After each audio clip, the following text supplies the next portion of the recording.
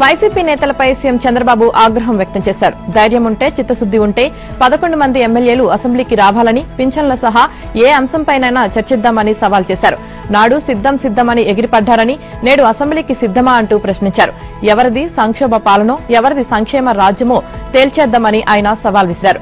ఎవరిది విధ్వంసమో, ఎవరిది అభివృద్ది పాలనో శాసనసభ సాక్షిగా తేల్చేద్దామన్నారు.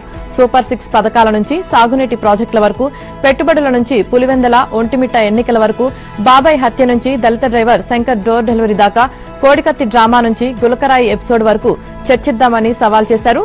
సభకు రాకుండా ఫేక్ మీడియాతో తప్పుడు ప్రచారాలు చేస్తామంటే మాత్రం కుదరదని చంద్రబాబు చెప్పారు. పేదలకు సేవా కార్యక్రమంలో భాగంగా సోమవారం అన్నమయ్య జిల్లా రాజంపేటలో ఆయన పర్యటించారు.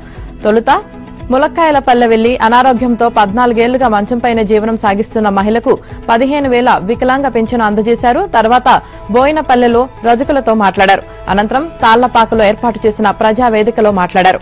బంగారు కుటుంబాలు మార్గదర్శులతో ముచ్చటించారు. కార్యకర్తల సమావేశంలో తర్వాత బహిరంగ సభలో ప్రసంగించారు. రాష్ట్రంలో ఒక ఫేక్ పార్టీ ఉందని, అవినీతితో పేపర్, టీవీ పెట్టుకుని అన్ని తప్పులే రాస్తున్నాయని మండిపడ్డారు. పోలవరం మేం కడితే దాన్ని కూలుస్తారని, ప్రజా రాజధాని అమరావతి ఉండాలని మనం ఆకాంక్షిస్తే అమరావతిని ఎడారి చేశారని, మనం రోడ్లు వేస్తే రోడ్లన్నీ గుంతలు పెట్టారు.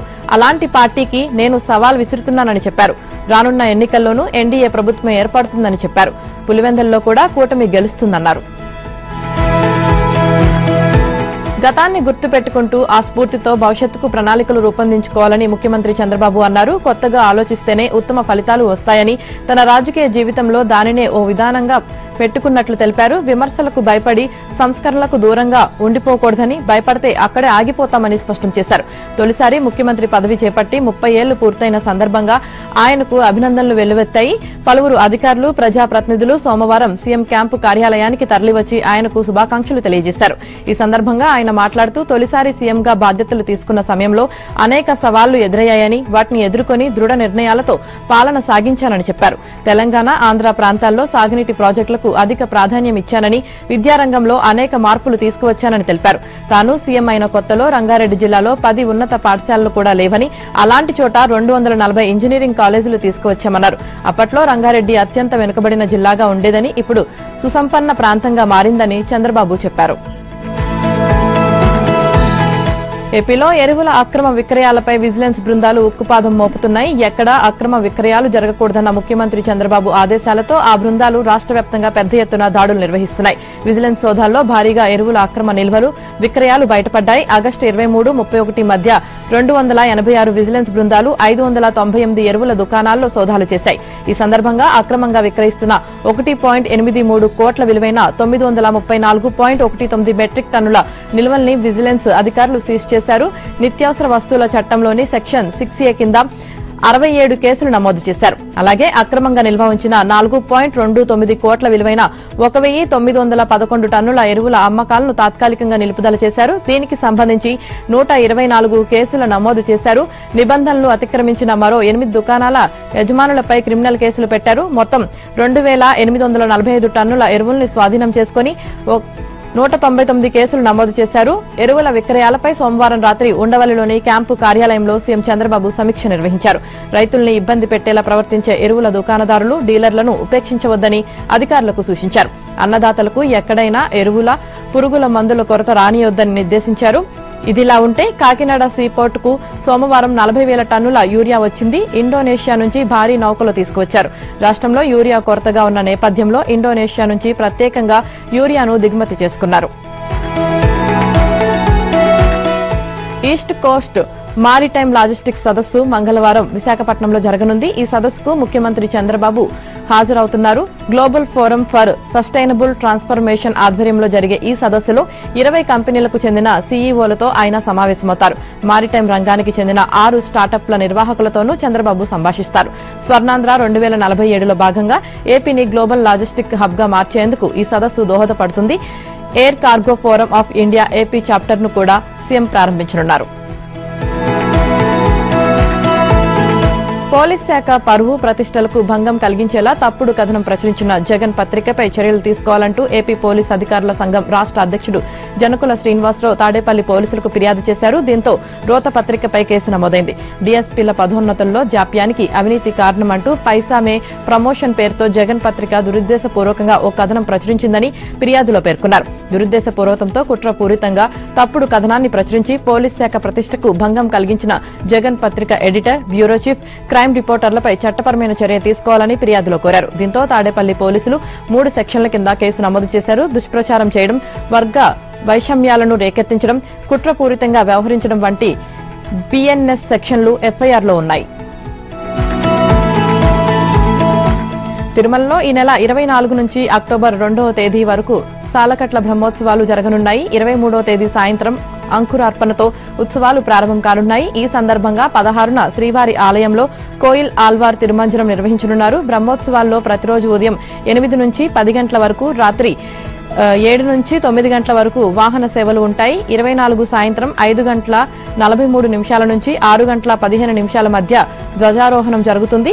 సీఎం చంద్రబాబు శ్రీవారికి పట్టు వస్త్రాలు బహూకరిస్తారు. ఈ నెల 7న చంద్రగ్రహణం కారణంగా సెప్టెంబర్ 8న వీఐపీ బ్రేక్ దర్శనాలను టీటీడీ రద్దు చేసింది. 7వ తేదీన ఎలాంటి సిఫారసు లేఖలు తీసుకోరు.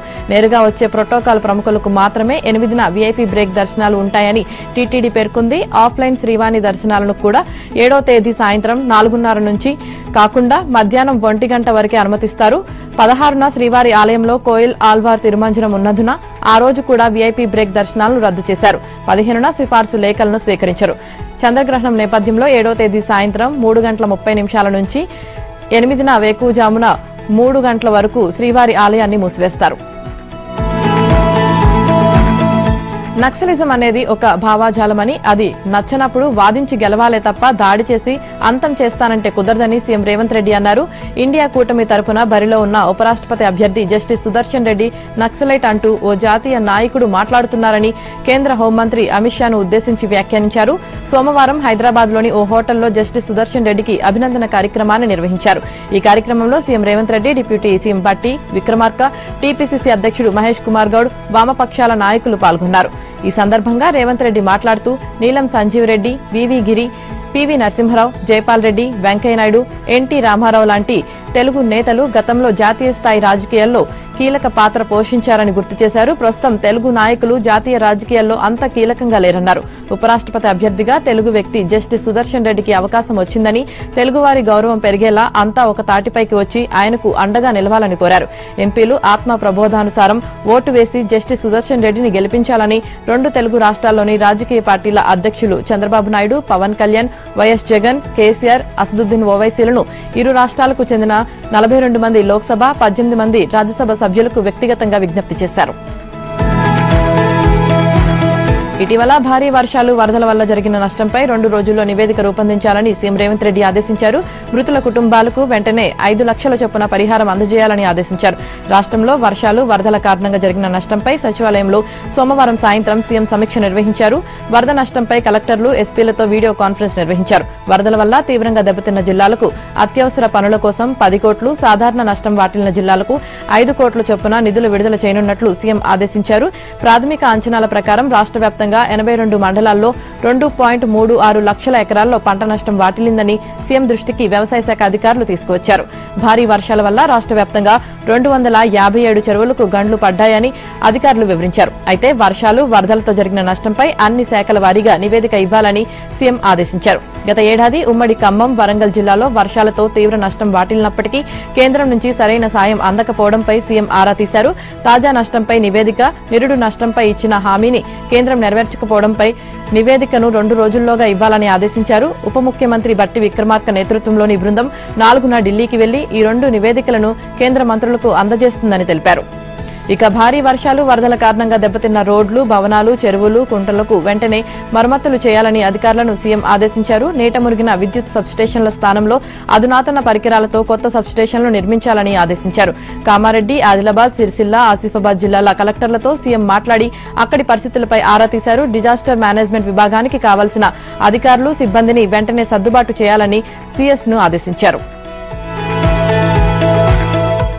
స్థానిక సంస్థల ఎన్నికల్లో బీసీలకు 42% రిజర్వేషన్లు కల్పించేందుకు శాసనసభ ఆమోదించిన బిల్లుకు ఆమోదముద్ర వేయాలని అఖిలపక్ష నేతలు గవర్నర్ జిష్ణుదేవ్ వర్మను కోరారు. బీసీలకు 42% కల్పించేందుకు గాను స్థానిక సంస్థల్లో 50% ఉన్న రిజర్వేషన్ల పరిమితిని తొలగించేందుకు పంచాయతీరాజ్ చట్టం 2018లోని సెక్షన్ 285ఏను సవరించినట్లు తెలిపారు. ఈ మేరకు అధికార కాంగ్రెస్ పార్టీ నేతృత్వంలో అఖిలపక్ష నేతలు రాజ్భవన్లో గవర్నర్ను కలిశారు. వీరిలో టీపీసీసీ అధ్యక్షుడు మహేష్ కుమార్ గౌడ్, మంత్రులు పొన్నం ప్రభాకర్, సీతక్క, కొండా సురేఖ, ప్రభుత్వ విప్లు ఆది శ్రీనివాస్, బీర్ల ఐలయ్య, సిపిఐ జాతీయ నేత కె నారాయణ, ఆ పార్టీ ఎమ్మెల్సీ నెల్లికంటి సత్యంతో పాటు BRS MLA KP Vivekananda Goud కూడా ఉన్నారు. ఓవైపు కాళేశ్వరంపై విచారణను సీబీఐకి అప్పగిస్తూ రాష్ట్ర ప్రభుత్వం నిర్ణయం తీసుకోవడం, దీనిపై కాంగ్రెస్ బీఆర్ఎస్ మధ్య ఘర్షణ వాతావరణం నెలకొని ఉన్న నేపథ్యంలో అధికార పార్టీ నేతృత్వం వహించిన అఖిలపక్షంతో బీఆర్ఎస్ ప్రతినిధి గవర్నర్ వద్దకు వెళ్లడం ప్రాధాన్యం సంతరించుకుంది. గవర్నర్ ను కలిసిన అనంతరం టీపీసీసీ చీఫ్ మహేష్ కుమార్ గౌడ్ మాట్లాడుతూ ఎన్నికల్లో బీసీలకు రిజర్వేషన్లు పెంచుతామంటూ ఇచ్చిన హామీ మేరకు బిల్లు చేశామని, ఆ బిల్లును ఆమోదించాలని గవర్నర్ ను కోరామని చెప్పారు. కాళేశ్వరం ప్రాజెక్టు నిర్మాణంపై లోతైన విచారణ జరపాలని కోరుతూ 1-2 రోజుల్లో సీబీఐకి లేఖ రాస్తామని సీఎం రేవంత్ రెడ్డి వెల్లడించారు. ఆ పని అధికారులు చేస్తారని, విచారణకు సీబీఐ ముందుకు రాగానే కేసును అప్పగిస్తామన్నారు. ఈ నిర్ణయంలో రాజకీయాలకు సంబంధం లేదని, ప్రాజెక్టు నిర్మాణంలో అంతర్రాష్ట్ర ప్రభుత్వాలు, కేంద్ర ప్రభుత్వ సంస్థలు భాగస్వామ్యం కావడం వల్లే సీబీఐకి అప్పగించాలని నిర్ణయించామన్నారు. భారత ప్రభుత్వానికి కేసును అప్పగిస్తున్నామని చెప్పారు. కేసు ఎఫ్ఐఆర్ అయ్యాక అందులో మనీ లాండరింగ్ జరిగిందని తేలినప్పుడు ఈడీ ఎంటర్ అవుతుందన్నారు. కాళేశ్వరంపై పీసీ ఘోష్ నివేదిక ప్రకారం తదుపరి విచారణ బాధ్యతలను సీబీఐకి అప్పగించేలా చర్యలకు ఉపక్రమించాలని నీటిపారుదల శాఖ ప్రభుత్వాన్ని కోరింది. శాసనసభలో తీసుకున్న నిర్ణయంపై ప్రభుత్వ ప్రధాన కార్యదర్శికి నీటిపారుదల శాఖ సమాచారం ఇచ్చింది. శాసనసభలో తీసుకున్న నిర్ణయానికి అనుగుణంగా కేంద్ర హోంశాఖ కార్యదర్శికి తెలంగాణ ప్రభుత్వ ప్రధాన కార్యదర్శి తరపున విజ్ఞప్తి వెళ్లాల్సి ఉంటుంది. దానికన్నా ముందు ఫైల్ ముఖ్యమంత్రి కార్యాలయానికి చేరి సీఎం సంతకం తర్వాత రాష్ట్ర హోంశాఖ ముఖ్య కార్యదర్శికి వెళ్లనుంది. ఆ తర్వాత సీఎస్ కార్యాలయానికి చేరనుంది. అనంతరం కేంద్ర హోంశాఖకు చేరాల్సి ఉంటుంది. ఆ తర్వాత కేంద్ర హోంశాఖ నిర్ణయం తీసుకుంటే సీబీఐ విచారణలో ముందుకు కదలనుంది. తో తెలంగాణ అస్తిత్వంపై దాడి చేసేందుకు చంద్రబాబు, మోదీలతో కలిసి రేవంత్ రెడ్డి భారీ కుట్ర పన్నుతున్నారని బీఆర్ఎస్ వర్కింగ్ ప్రెసిడెంట్ కేటీఆర్ ఆరోపించారు. సీబీఐ విచారణ పేరుతో కేవలం కేసీఆర్, బీఆర్ఎస్ మీదనే దాడి జరగడం లేదని, కాళేశ్వరం ప్రాజెక్టును శాశ్వతంగా మూసేసి గోదావరి జలాలను ఆంధ్రాకు తరలించే కుతంత్రాలకు ఆ ముగ్గురు తెరతీశారని ధ్వజమెత్తారు. తెలంగాణ గొంతుకగా ఉన్న కేసీఆర్, బీఆర్ఎస్ లను లేకుండా చేసి రాష్ట్రంలో తిరిగి తమ ఆధిపత్యాన్ని నిలబెట్టుకునేందుకు ప్రయత్నిస్తున్నారని ఆరోపించారు. మోదీ, చంద్రబాబు ఎజెండా మేరకు బనకచెర్ల ప్రాజెక్టుకు గ్రీన్ సిగ్నల్ ఇచ్చిన రేవంత్ రెడ్డి తెలంగాణ ప్రయోజనాలను పణంగా పెట్టి రైతుల నోట్లో మట్టి కొట్టారని మండిపడ్డారు. సీబీఐ, ఈడీ, ఐటీలను మోదీ జేబు సంస్థలుగా విమర్శించిన రేవంత్ 48 గంటల్లోనే ఎందుకు మాట మార్చారో చెప్పాలని డిమాండ్ చేశారు. ఓవైపు కాంగ్రెస్ అగ్రనాయకత్వం అంతా కేంద్ర దర్యాప్తు సంస్థలను బీజేపీ దుర్వినియోగం చేస్తుందని ఆందోళన వ్యక్తం చేస్తుంటే రేవంత్ మాత్రం మోదీ ప్రాపకం కోసం వాటిని ఉపయోగించుకుంటున్నారని విమర్శించారు. రేవంత్ మీద ఈగ వాలకుండా ప్రధాని మోదీ కాపాడుతున్నారని విమర్శించారు. రాహుల్ గాంధీకి చేదుగా అనిపించిన సీబీఐ రేవంత్ కు ముద్దొస్తుందా అని ప్రశ్నించారు. కాళేశ్వరం ప్రాజెక్టు అంశాన్ని సీబీఐకి అప్పగించాలని కేంద్ర మంత్రులు కిషన్ రెడ్డి, బండి సంజయ్ కోరగానే అంగీకరించడం ఆ రెండు పార్టీల అక్రమ సంబంధానికి సాక్ష్యమని అన్నారు. కేసీఆర్ మీద విష ప్రచారం చేయాలన్న దుర్మార్గ, రాక్షస ఆలోచనతోనే రేవంత్ ఉన్నారని కేటీఆర్ విరుచుకుపడ్డారు. సీబీఐకే కాదు, ఏ ఏజెన్సీకి కాళేశ్వరం విచారణ అప్పజెప్పినా బీఆర్ఎస్ భయపడదన్నారు. న్యాయస్థానాల్లో పోరాటాన్ని కొనసాగిస్తామని చెప్పారు. సోమ, మంగళవారాల్లో మండల, జిల్లా కేంద్రాల్లో ధర్నాలు, రాస్తారోకోలు, బైక్ ర్యాలీలు, ఇతర రూపాల్లో బీఆర్ఎస్ శ్రేణులు నిరసనలు తెలుపుతాయని కేటీఆర్ సోమవారం ఒక ప్రకటనలో తెలిపారు.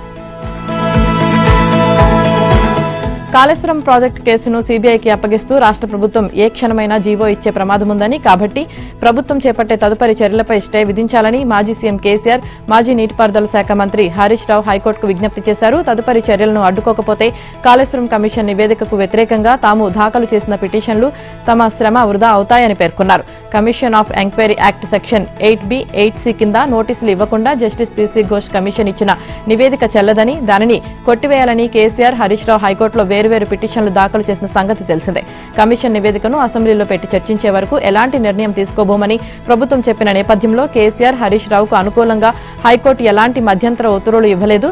తమ పిటిషన్లపై తుది తీర్పు వెలువడే వరకు అసెంబ్లీలో చర్చించిన తర్వాత కూడా ఎలాంటి చర్యలు తీసుకోకుండా ప్రభుత్వాన్ని అడ్డుకోవాలంటూ శనివారం కేసీఆర్, హరీష్ రావు హైకోర్టులో మళ్లీ మధ్యంతర దరఖాస్తులు దాఖలు చేశారు. పోలీస్ యాక్ట్ 6(2) ప్రకారం కాళేశ్వరం కేసును సీబీఐకి అప్పగిస్తూ ప్రభుత్వం సోమవారమే జీవో ఇచ్చే అవకాశం ఉందని, అదే జరిగితే తమ శ్రమంతా వృధా అవుతుందన్నారు. ప్రభుత్వం ఎలాంటి తదుపరి చర్యలు తీసుకోకుండా స్టే ఉత్తర్వులు జారీ చేయాలని కోరారు. బీఆర్ఎస్ పని ఇక అయిపోయినట్లేనని మంత్రి కోమటిరెడ్డి వెంకటరెడ్డి వ్యాఖ్యానించారు. రాష్ట్రంలో ఇంకా 15 ఏళ్లు కాంగ్రెస్ పార్టీని అధికారంలో ఉంటుందని తెలిపారు. సోమవారం సచివాలయంలో ఆయన మీడియాతో చిట్చాట్ చేశారు.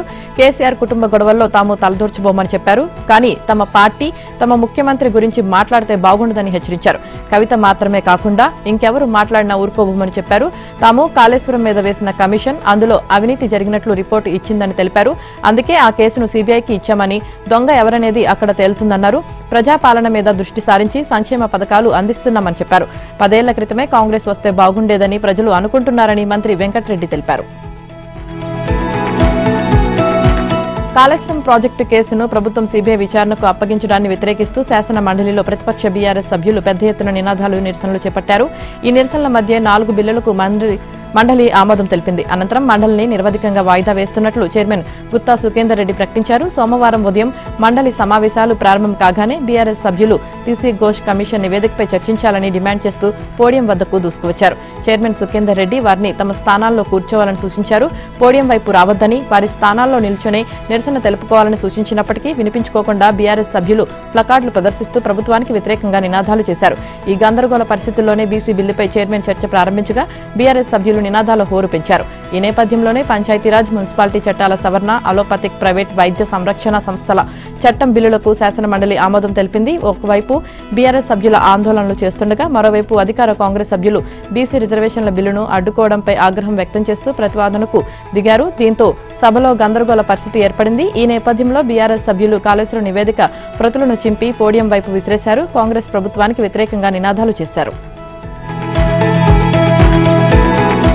అనంతపురం జిల్లా గుంతకల్లులో దేశ ప్రధాని నరేంద్ర మోదీ తల్లి స్వర్గీయ హీరాబెన్ మోడీని అవమానంగా మాట్లాడిన కాంగ్రెస్ పార్టీ నేత రాహుల్ గాంధీ దిష్టిబొమ్మను బీజేపీ నాయకులు స్థానిక పొట్టి శ్రీరాముల సర్కిల్ దగ్గర దగ్ధం చేశారు. ఈ సందర్భంగా బీజేపీ నాయకులు మాట్లాడుతూ మహిళలను గౌరవించాల్సిన దేశంలో మహిళలను కాంగ్రెస్ పార్టీ నాయకులు రాహుల్ గాంధీ అవమానకరంగా మాట్లాడటం ఏమిటని వారు ప్రశ్నించారు. బీహార్ ఎన్నికల్లో భాగంగా నిర్వహించిన ఓటర్ వికాస్ యాత్రలో రాహుల్ గాంధీ దేశ ప్రధాని మోదీ తల్లిపై అనుచిత వ్యాఖ్యలు చేయడం తగదన్నారు. ఇతర దేశాల్లో కూడా దేశభక్తిని, భారత జాతిని అవమానించే విధంగా రాహుల్ గాంధీ మాట్లాడుతున్నారని వారు ఆరోపించారు. ఈ కార్యక్రమంలో బీజేపీ నాయకులు పాల్గొన్నారు. నెల్లూరులో కాంగ్రెస్ పార్టీ కార్యాలయమైన ఇందిరాభవన్ వద్ద తీవ్ర ఉద్రిక్తత వాతావరణం చోటు చేసుకుంది. ప్రధాని నరేంద్ర మోదీ తల్లి మీద రాహుల్ చేసిన వ్యాఖ్యలకి నిరసనగా బీజేపీ నేతలు, శ్రేణులు ఆందోళనకు దిగారు. రాహుల్ దిష్టిబొమ్మను దహనం చేశారు. పోలీసులు అడ్డుకోవడంతో తీవ్ర స్థాయిలో వాగ్వాదాలు చోటు చేసుకున్నాయి. పోలీసులు, ఆందోళనకారులకి మధ్య తోపులాట చోటు చేసుకుంది. ట్రాఫిక్ స్తంభించడంతో వాహనదారులు ఇబ్బందులు ఎదుర్కొన్నారు. శ్రీ సత్యసాయి జిల్లా పుట్టపర్తి డిఆర్డీఏ ఆధ్వర్యంలో భారీ ర్యాలీ చేపట్టారు. ఈ ర్యాలీలో ఎమ్మెల్యే పల్లె సింధూరారెడ్డి, మాజీ మంత్రి పల్లె రఘునాథ్ రెడ్డి పాల్గొన్నారు. కూటమి ప్రభుత్వం అమలు చేస్తున్న సూపర్ 6 పథకాలు సూపర్ హిట్ అంటూ ర్యాలీ జరిగింది. ఎమ్మెల్యే పల్లె సింధూరా నేతృత్వంలో పెద్ద ఎత్తున మహిళలు పాల్గొన్నారు. ఎమ్మెల్యే పల్లె సింధూరా ప్రభుత్వం ద్వారా మహిళా సంఘాలకు మంజూరైన 84 కోట్ల రూపాయల బ్యాంకు లింకేజీ, శ్రీనిధి మరియు ఉన్నతి రుణాల ఆర్థిక సహాయ చెక్కులను ఎమ్మెల్యే మహిళలకు అందజేశారు. ఎమ్మెల్యే సింధూరా మాట్లాడుతూ ముఖ్యమంత్రి చంద్రబాబు నాయుడు నాయకత్వంలో నిరుపేద మహిళలను ఆర్థికవేత్తలుగా తీర్చిదిద్దడం కోసం వెలుగు సంఘాల ద్వారా మహిళా సంఘాలను ఏర్పాటు చేశారన్నారు. మహిళా అభ్యున్నతికి చంద్రబాబు పెద్దపీట వేశారు. ఎన్నికల ముందు టీడీపీ ఇచ్చిన సూపర్ 6 హామీలను అమలు చేసి చూపించిన ఏకైక ముఖ్యమంత్రి చంద్రబాబు మాత్రమేనన్నారు. కూటమి ప్రభుత్వం అధికారంలోకి వచ్చిన ఒకే ఏడాదిలోనే అనేక సంక్షేమ కార్యక్రమాలు, అభివృద్ధి పనులు చేపట్టిందని, ప్రభుత్వం ఇస్తున్న సంక్షేమ పథకాలను గుర్తుంచుకోవాలని సింధూరా తెలిపారు. వైసీపీ హయాంలో స్త్రీని ఆటబొమ్మగా చూస్తే సీఎం చంద్రబాబు మహిళలను స్త్రీ శక్తులుగా మార్చేందుకు ఉచిత బస్సు ప్రయాణం పథకం తీసుకువచ్చారని హోంమంత్రి అనిత అన్నారు. పల్నాడు జిల్లా పిడుగురాళ్లలో జరిగిన స్త్రీశక్తి విజయోత్సవ సభలో హోంమంత్రి అనిత, మంత్రి గొట్టిపాటి రవికుమార్, ఎమ్మెల్యేలు గల్లా మాధవి, ఎరపతినేని శ్రీనివాసరావు, పల్నాడు జిల్లా టీడీపీ అధ్యక్షులు కొమ్మాలపాటి శ్రీధర్లు పాల్గొన్నారు. మహిళల అభ్యున్నతికి సీఎం చంద్రబాబు ఎన్నో పథకాలు తీసుకువచ్చారని అనిత గుర్తు చేశారు. 30 ఏళ్లుగా అధికారం ఉన్నా లేకపోయినా రాష్ట్రం కోసం, ప్రజల కోసం కష్టపడిన చంద్రబాబును అన్యాయంగా జైల్లో పెట్టడం మహిళలను ఆలోచింపజేసిందని అన్నారు. దాని ప్రతిఫలమే ఎన్నికల్లో వైసీపీకి ప్రతిపక్ష హోదా కూడా లేకుండా మహిళలు కూటమికి ఓటేశారన్నారు. చంద్రబాబు పేరు చెబితే హైటెక్ సిటీ, క్వాంటమ్ వ్యాలీ వరకు పలు అభివృద్ధి పనులు గుర్తుకు వస్తాయని, అదే జగన్ పేరు చెబితే గొడ్డలిపోటు, తల్లికి చెల్లికి వెన్నుపోటు, కోడికత్తి లాంటి అక్రమాలు గుర్తుకు వస్తాయన్నారు. పల్నాడు ప్రాంత మహిళలు ఎంతో ధీరత్వం కలిగిన వారని, అందుకే రాజకీయ చైతన్యం చూపించి తెలుగుదేశాన్ని గెలిపించారని అనిత అన్నారు.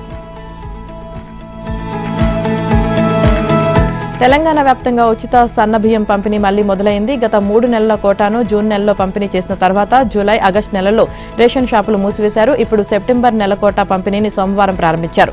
రాష్ట్రంలో ఉన్న 99,70,832 రేషన్ కార్డుల ద్వారా 3.2 కోట్ల మంది లబ్ధిదారులకు 2,02,713 మెట్రిక్ టన్నుల బియ్యాన్ని కేటాయించారు. ఈ బియ్యాన్ని ఇప్పటికే 17,000కు పైగా ఉన్న రేషన్ షాపులకు పంపించారు. ఈ నెల 15 వరకు బియ్యం పంపిణీ కొనసాగుతుంది. ప్రతి లబ్ధిదారుడికి 6 కిలోల చెప్పున ఉచిత సన్నబియ్యం అందజేస్తారు. జూలై, ఆగస్టు నెలల్లో కొత్తగా కార్డులు పొందిన వారికి సెప్టెంబర్ నుంచి కోటా కేటాయింపులు చేశారు.